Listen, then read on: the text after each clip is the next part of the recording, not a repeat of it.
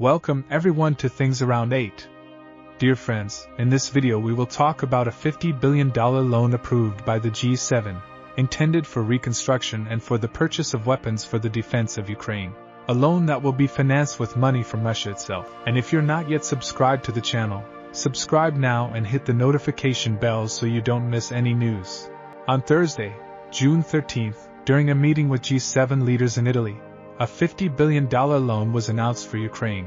This money, according to the release note, will be used for the reconstruction of critical Ukrainian infrastructure, such as hospitals and power plants destroyed during the Russian invasion, and also for the purchase of weapons and ammunition for the Ukrainian defense. But unlike other funds and loans announced in the past, this $50 billion is of a very special nature, as it is partly profits from Russian resources and assets that were frozen after the start of the Russian invasion of Ukraine.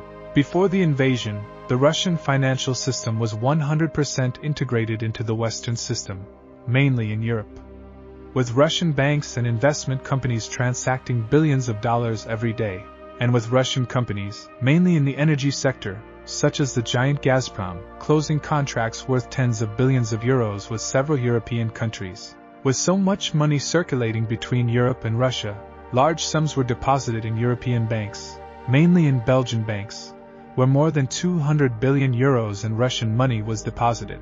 But when Russia invaded Ukraine on February 24, 2022, several sanctions were applied against Moscow. Many of them affected precisely the financial sector to make it difficult to finance the war. Sanctions that involved precisely the freezing of Russian assets and assets in European and North American financial institutions. In total, according to some estimates, between $260 and $300 billion in Russian assets and assets are currently frozen in Europe and the United States. Money that legally belongs to Russia and that is only temporarily frozen, just waiting for the end of the invasion and the lifting of sanctions to be released. There are many legal difficulties and obstacles to the use of these resources. However, the interest and profits that some of these assets generate can be more easily seized by the countries where the assets are frozen. This is precisely what was done to create this $50 billion loan fund, which according to the G7, will be largely funded by the interest and profits generated annually by Russian assets and assets frozen in Europe and the United States. With regard specifically to the United States, at the end of April, Congress passed the HEPL Act, which stands for the Rebuilding Economic Prosperity and Opportunities for Ukrainians Act. This law allows Washington to seize all Russian assets and assets frozen under sanctions and use them for the benefit of Ukraine. However, the United States has only managed to freeze $5 billion in Russian assets.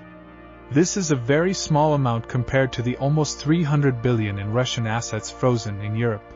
This means that a ripple law also needs to be approved by the European Commission for this fortune to be used by Ukraine.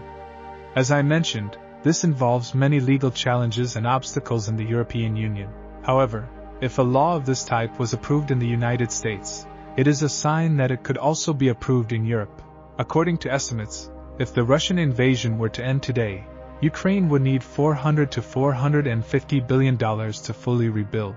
In other words, almost two-thirds of the funds needed for Ukrainian reconstruction could come from Russian funds and assets frozen in Europe.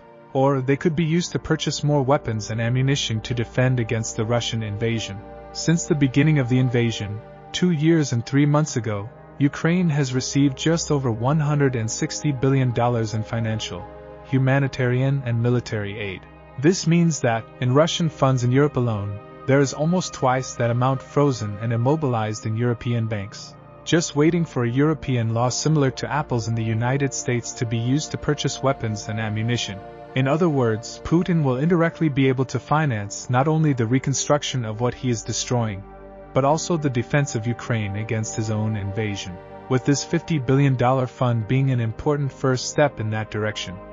And if you are not yet subscribed to the channel, subscribe now and hit the notification bell so you don't miss any news.